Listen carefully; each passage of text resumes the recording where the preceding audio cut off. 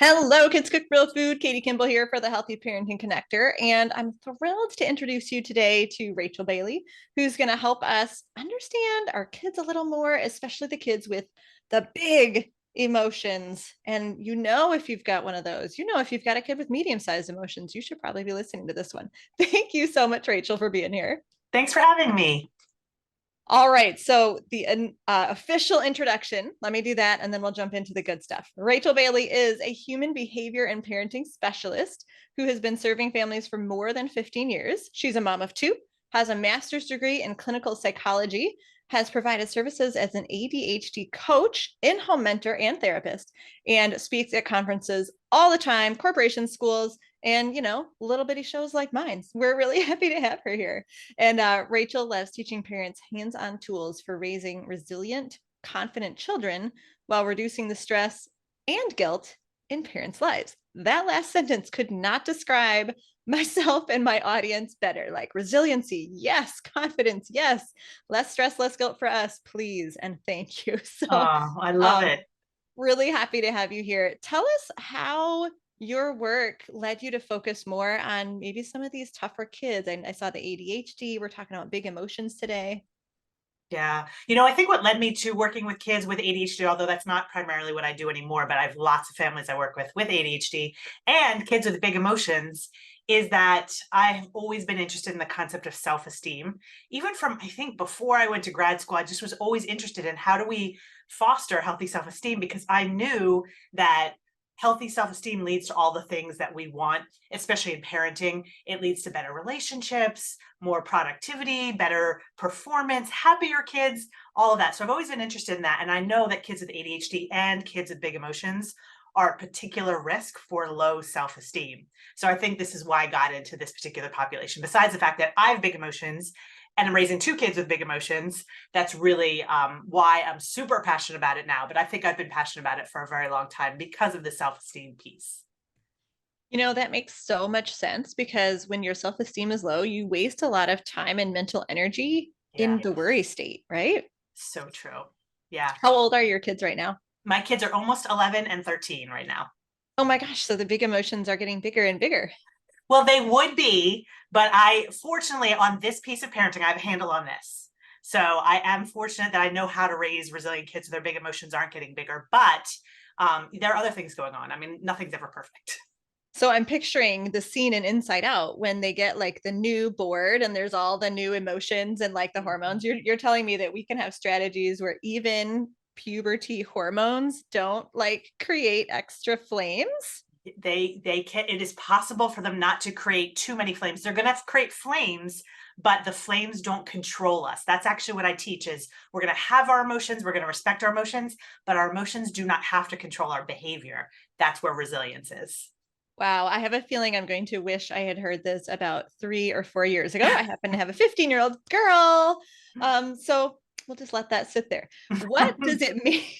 What does it mean when you talk about big emotions? And what does that kind of look like? Is it obvious if you have a kid with big emotions? Yeah. So when I actually didn't come up with the phrase big emotions, I just kept hearing it over and over. So that's what I use. So generally who I help are parents with kids who are either quote unquote sensitive. They're the kids that tend to get really upset if they make mistakes or if people are fighting or if they see someone get hurt. Those are more sensitive kids. I also though work with what seems like the opposite end of the spectrum, which is the quote unquote strong-willed kids. So kids who you ask them to do something that they don't want to do and they negotiate or whine or complain or become disrespectful. And what underlies a lot of this is kids who are anxious. So kids who tend to be a little bit less flexible, who want things to go a certain way, who worry a lot. So these are the three areas that I call big emotions: sensitivity, strong-willed behavior, and anxiety are tend to be the families that I work with. Isn't that interesting that it feels like high sensitivity and strong-willed are on opposite ends of the spectrum, but they And they're have not. these qualities? Yeah, they're so the Yeah. same. They're just different ways of manifesting the big feelings inside. That's all it is. It's just different coping mechanisms. Yeah, So the root cause is the same, and that's what we get to talk about today. you got it.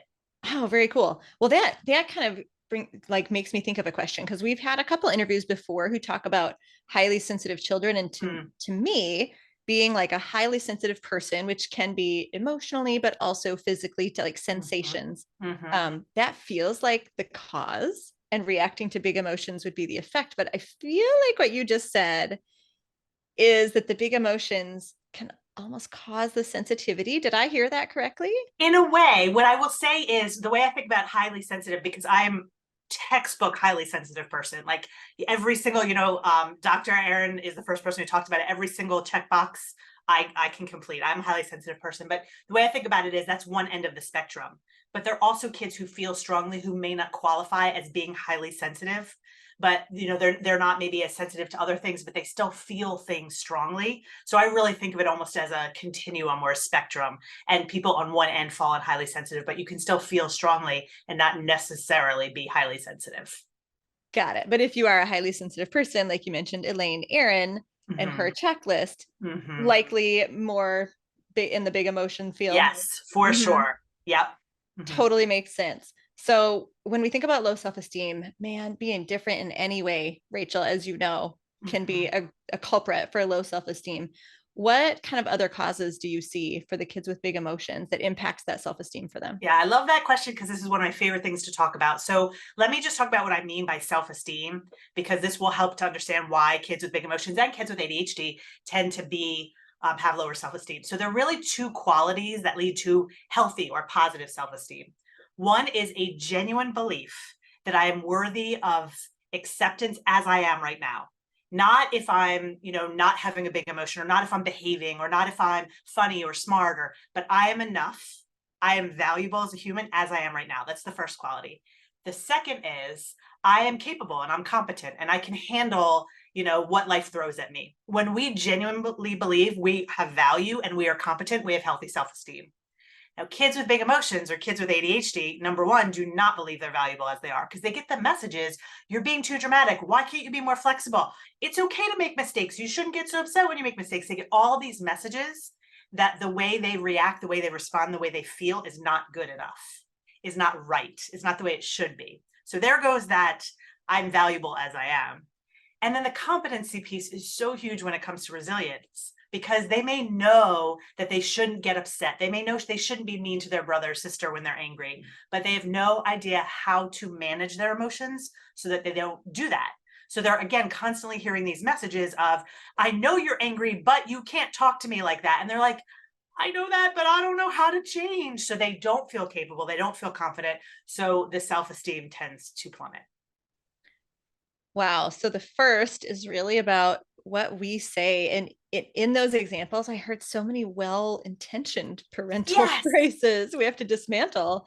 But I mean, it's like, okay, parents can clearly step into the gap here. What are some really specific ways that you invite parents to help their kids build their self-esteem? Yeah. And I do want to just emphasize what you just said, Katie, is so important, that we are well intentioned. And this is why I love doing what I do for a living, because none of us do this on purpose. None of us have any clue that this is going on. And it's interesting. I was a therapist before I worked with parents. And I was thinking, even before I had kids, I'm like, wow, no one teaches this. And we don't know what we're doing. So I was a therapist mostly for adolescent girls. And I was like, parents have no idea that what they're saying is impacting their kids. Because I worked with parents, they love their kids. They want things to go well. And they're saying these things, they're coming out of their mouth, and they have no idea. So this is where I say we got to reduce the guilt on us. We don't know. We do the best we can. So that's why I try to come in and I'll answer your question now. What do we do about self-esteem?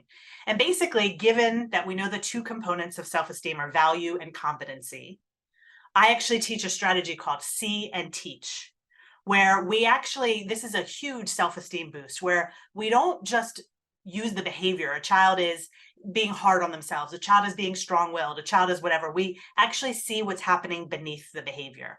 That's a huge self-esteem boost. When you can say to a child, hey, you just yelled at your brother or sister. I bet there was a reason you did that. What was going on for you? It's not okay to yell at your brother or sister, but there's a reason you did that. All of a sudden, we're not judging our kids' behavior. We're assuming best intention, and we're assuming there's something going on. That's a huge way to show a child that they're valuable rather than judging the behavior.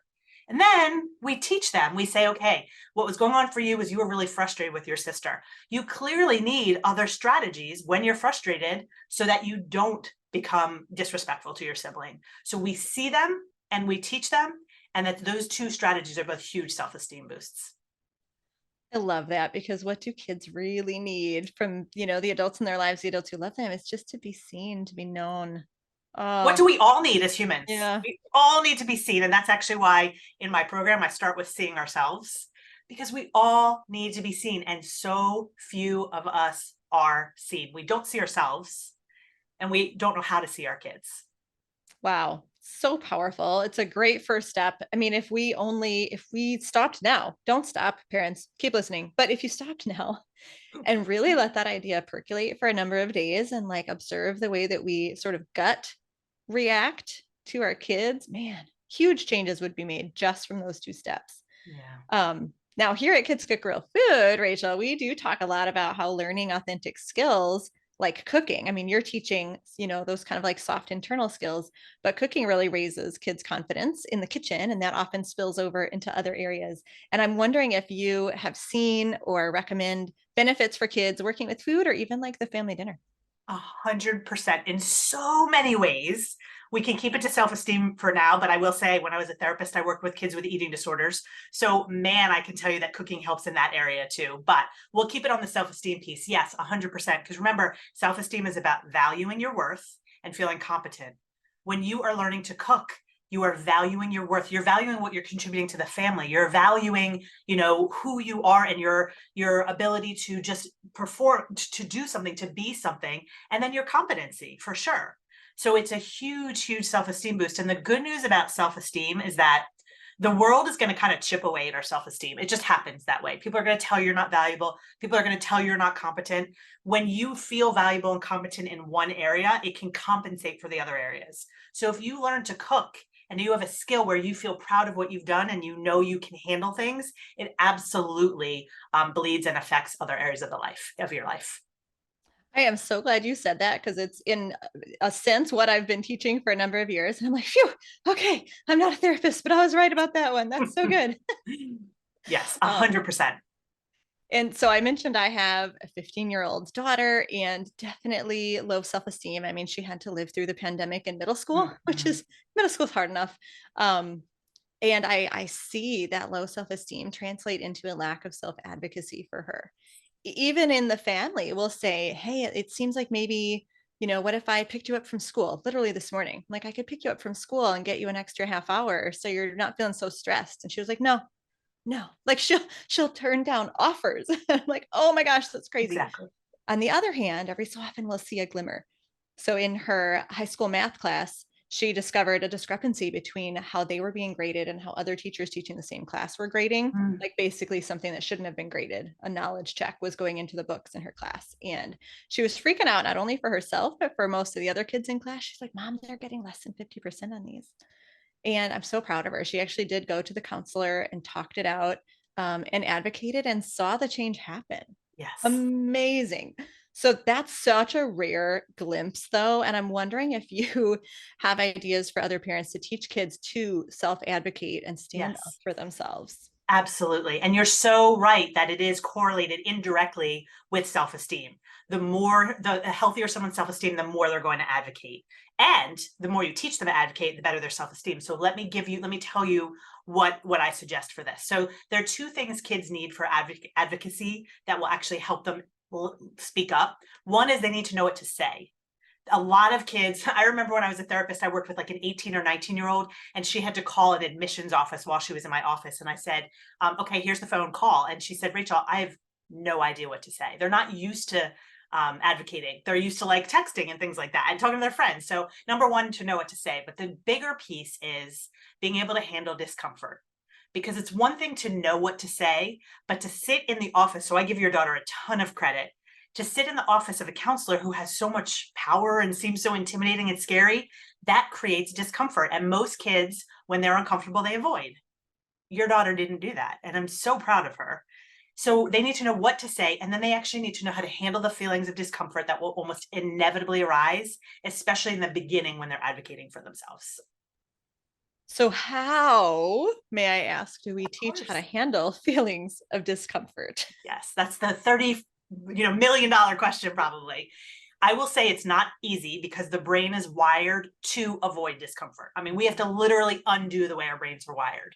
But basically, understanding what allows someone to handle discomfort is noticing.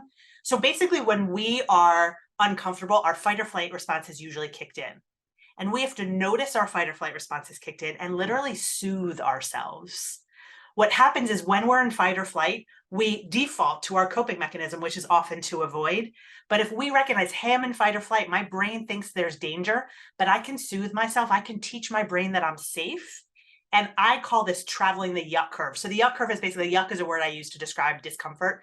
It's a rainbow shaped curve. And when we realize that our yuck is going to get bigger before it gets smaller, like the rainbow, and that while we're on it, if we soothe ourselves and prove that we're safe, we're going to get through it more quickly. And then we can do the action that we wanted to do. So that's like a 6-week lesson in a minute or less. So it's a little bit more complicated than that. But basically, handling discomfort in a mature way and not letting our emotions control us is about noticing our emotions, respecting them, and soothing ourselves to teach our brain we don't have to be in fight or flight and we're safe.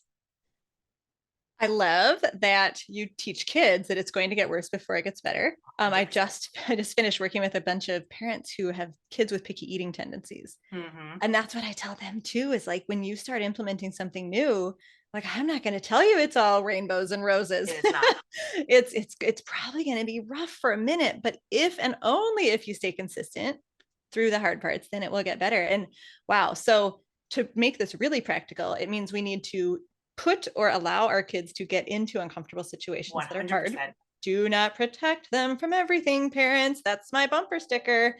Not real, not in real life. I don't It put should be stickers on because my it's van. such They're an too hard to get important off. lesson. Yes. So do not protect your kids from everything. Let them be in uncomfortable situations.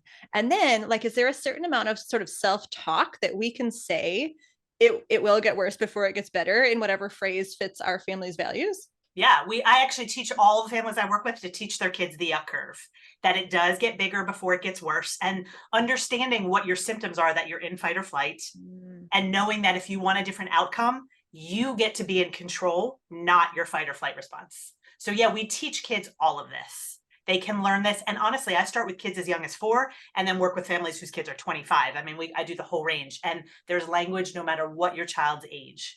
And there's a way to motivate kids no matter what your child's age as well.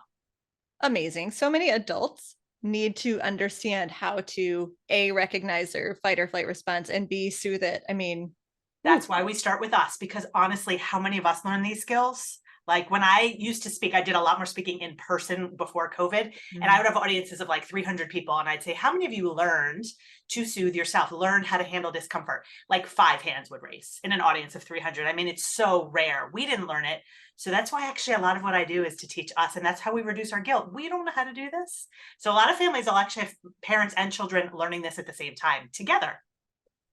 I believe that. And that brings up a question that was not on our list. So I hope you have an answer. Here it comes. Absolutely. If we didn't learn this, clearly generations before Right. never learned this. We didn't Yeah. have the behavioral psychology. So like dial 100 years back, how did people survive without this? Like have things changed? Do we need to know more now? That's a great, great question. First of all, I do think that the stressors are different, not better or worse, but they are different. I also think a lot of parents will say to me, Rachel, I didn't learn this stuff and I turned out fine.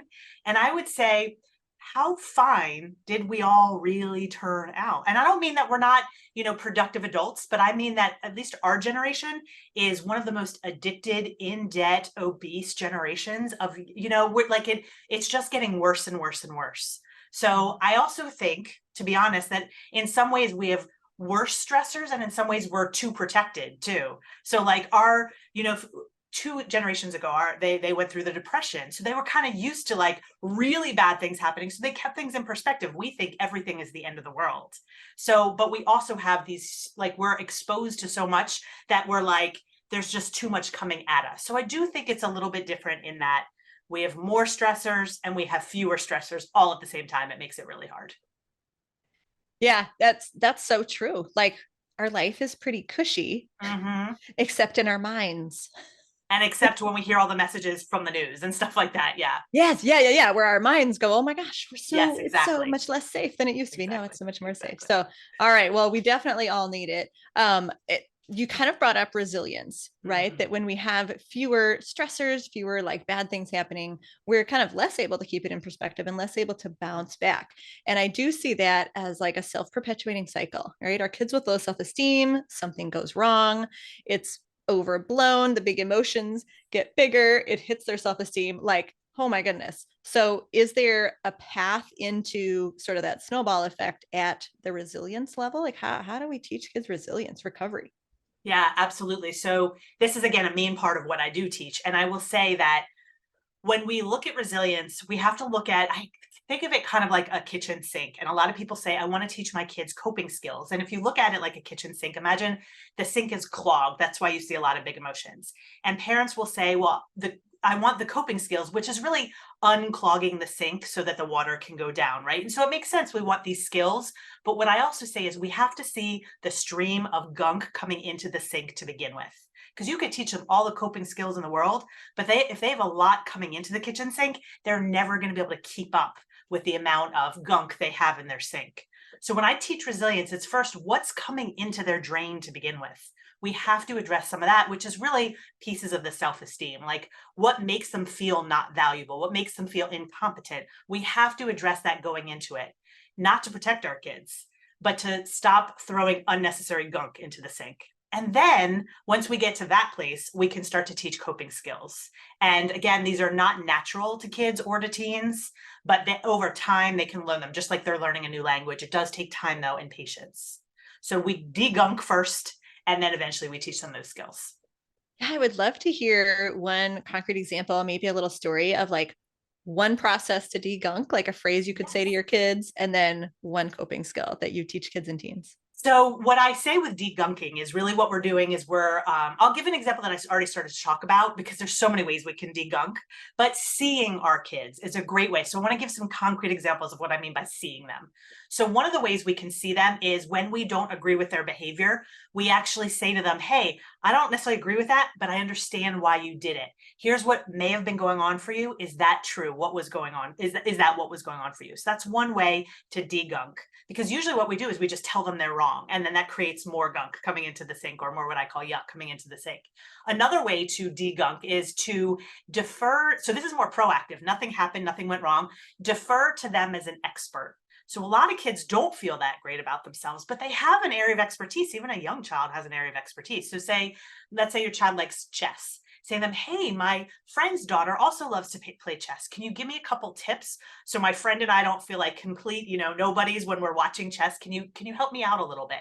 So those are two examples, and I have hundreds of those, two examples of how we actually help our kids feel seen and capable to begin with, to kind of offset all of the gunk that's coming into the sink.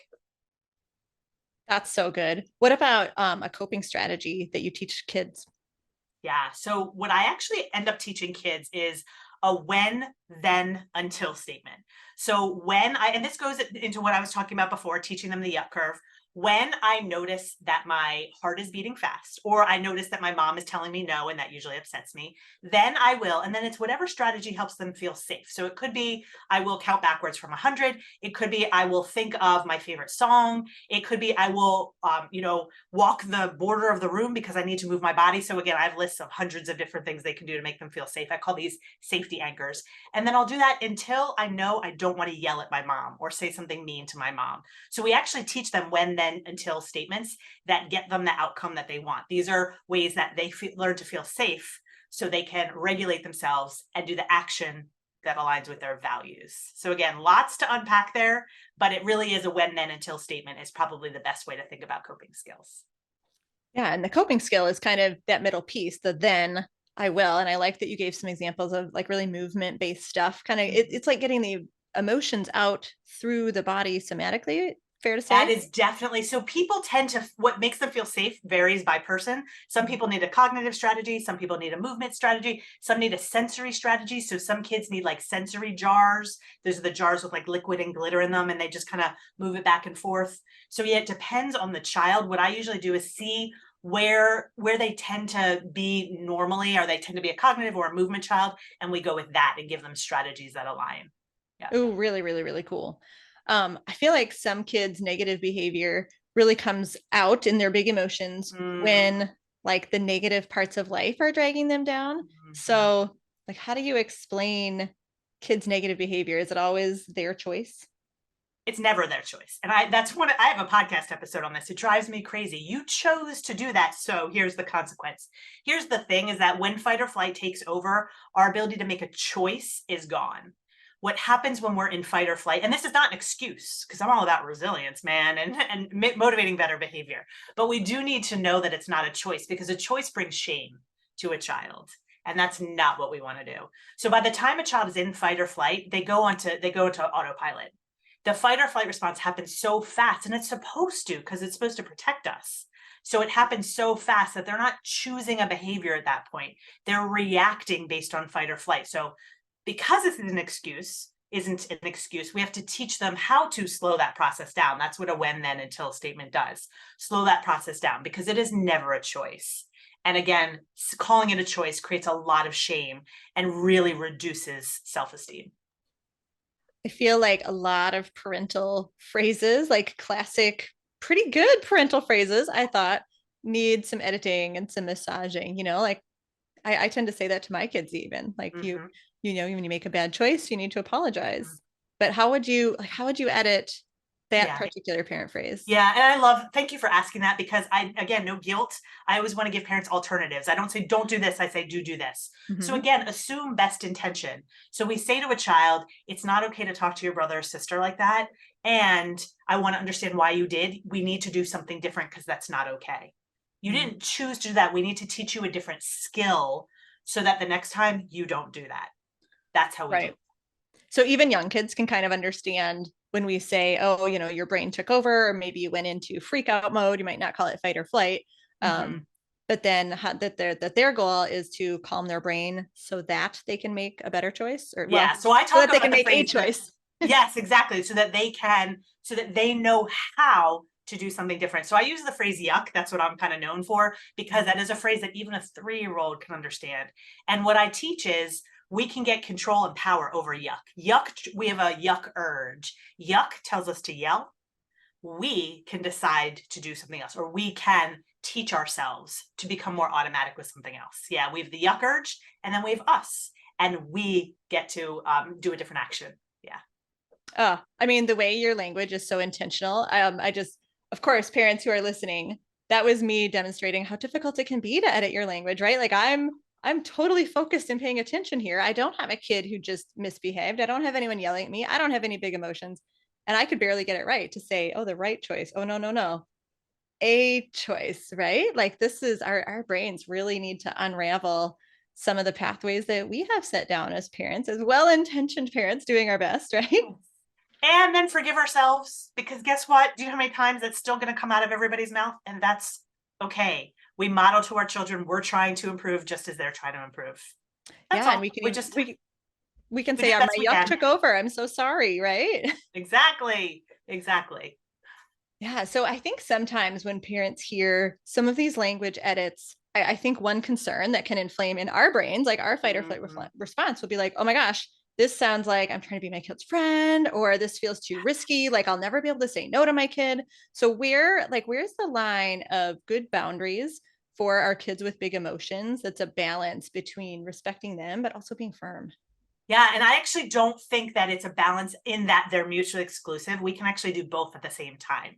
And that's what's important because remember, I'm all about self-esteem and resilience. Those are my 2 areas of expertise. Without firm limits, you will not have a child who has healthy self-esteem and resilience. So firm limits and respect can happen at the very same time. And I've demonstrated that a little bit, but I'll become really clear. What it is saying it's not okay to talk to me or your brother or sister like that. That's the firm piece. And I teach a lot in my program about how to follow through with being firm, how to tell kids you mean what you say. I call this being a powerful positive influence. So we have to be super firm to be a powerful positive influence. And at the same time, we can say, that's not okay.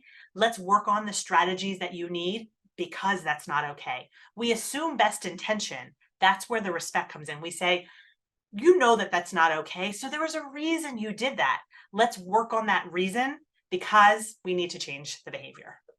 So they're not mutually exclusive. They can happen at the very same time. And it is not our goal to be our child's friend. Good, good. So well said. I think it's such a simple phrase too. You've said it a couple times and it's starting to sink into my poor brain here. But yeah, it's simple. It's not okay to Mhm. X. But I know you had a reason. And so let's figure out how to, fix this the next time. It's so simple. Exactly. Simple, but not always easy.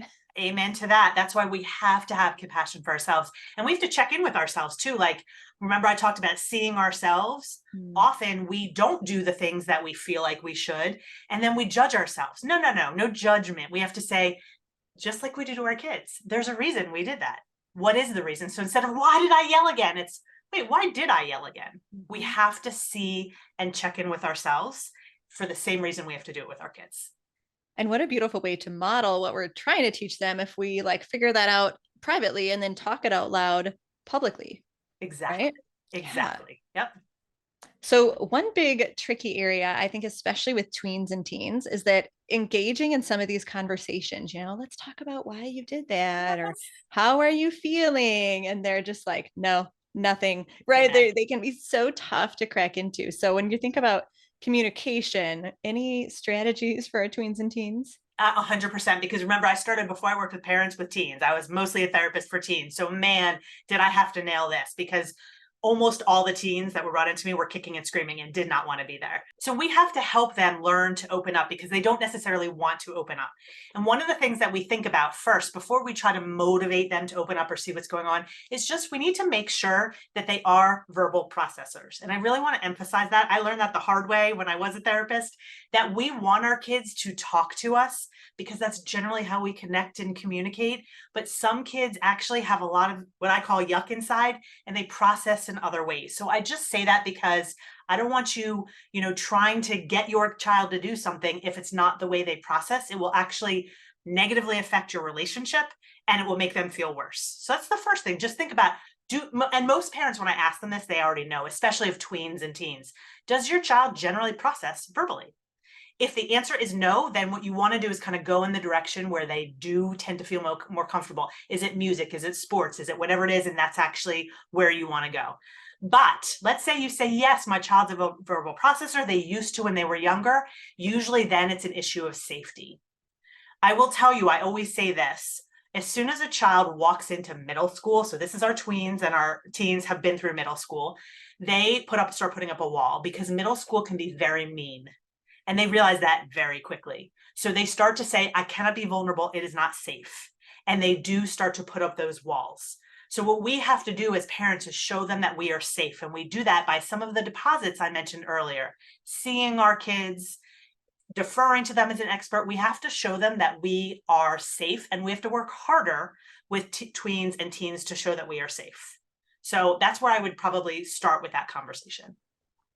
So if you're thinking your child's not a verbal processor, do you mean that you might listen to music with them or play a sport with them or do something physical and then that opens up the talking, or is there no talking? Help me understand what that might look like. Sometimes I'm going to be honest because I'm trained to do this. I was actually trained. I know how to help them process through the other things, but just starting in their world and not asking them to open up until they have felt safe in their own world, that can be a first step for a parent. Yes. So for a parent, it can be, let's just go shoot some hoops, not even talk about this thing. While we're shooting hoops and you're in your world, not mine, maybe I can start asking some questions. But it's hard. Again, I used to teach kids how to process through sports, through music, through art. I wasn't asking them the question while I was doing it with them. I would help them process. But parents just probably need to start in their world. That's the best first step. Sounds good. I mean, it sounds like exactly the type of thing where kids suddenly they surprise you and they open up They when you're may, just for doing sure. something and you go, oh, so that would be a key or like a clue, by the way, parents. If you've ever had that surprising conversation where your child began to open up because you were doing something else, ding, ding, ding, you have got a key to your own kid. That's absolutely the case. And no matter what, when you're talking to a tween or teen, you don't want to be looking at them eye to eye anyway. Always do it on a walk or in the car. They don't want to look at you while they're being vulnerable. So that's another way that being in their world can help them feel safer because they tend to be next to you as opposed to looking at you. And we talk here at Kids Cook Real Food about how working together, shoulder to shoulder in the kitchen, can 100%. sometimes facilitate. Yeah, for sure. Well, Rachel, this has been amazing. I feel like we had a 90-minute masterclass in 30 minutes because I love that we're just like moving so fast. And I like to end with a really practical step that parents can take today that can maybe like be a quick win or maybe just at least feel like a quick win. So, what is one thing that you would want parents to do when they walk away from this interview? What I would, I guess, because I wasn't going to say this, but because this is the direction that we went in this, so I would say the first practical thing that they can do is look beneath the behavior. So if you see a child being mean to their sibling, not doing their homework, just say, what might be going on for my child? If you want to start the move towards healthier self-esteem, the move towards helping a child learn to regulate, take the behavior and just say, what was possibly going on for my child? Then you're going to approach them very differently. Even if you do, when you do still address the behavior, you're going to approach them differently. That would probably be my first practical step. And it is, I mean, it has to be the first step, right? We have to notice before we can figure out how to respond. Exactly. And of course, let's see, how long would an average parent have to wait until a behavior occurs? Oh, it's going to be today. Exactly. That's exactly right. That part's going to work out. You can absolutely do your homework today, Today. parents. That's right. Rachel, you've mentioned your programs or program a couple times, and I just want you to give parents a quick overview of how you serve people and where they can find you. So I have a program that is called Raising Resilience, where I do teach basically three things: how we regulate ourselves, because that's always where it starts, how we stop seeing our kids' behavior as a threat so we don't get sucked in, how we set limits with kids with big emotions, that came up a little bit, and then how we foster emotional resilience so they can handle when life doesn't go their way, when they make mistakes and things like that. So that's what I teach in my membership. I also have a podcast where I talk about all the things, and that is called Your Parenting Long Game. So those are probably the two best ways to learn some of the strategies that I teach. That's a great podcast name. I feel like that's something I tell parents all the time too. Like this is an 18-year process. Like we are looking at the end game when we make decisions for today. So we're very, Absolutely. very much on the same plane here. Thank you so very much for sharing your wisdom. For anyone listening to this interview, wherever we share it, there will be show notes. You can find links to find Rachel and find our Kids Cook Real Food e-course. So there's always so many things we can do with our kids. But you know what? Screens aside, programs aside, the first thing is to see them. And I'm so glad that you underscored that for our folks today. Parents, I'm Katie Kimball from Kids Cook Real Food for the Healthy Parenting Connector. I will see you next time, where, as always, we strive to connect you, parents who desperately want to raise healthy, independent adults, with the experts who have the information you need. See you then.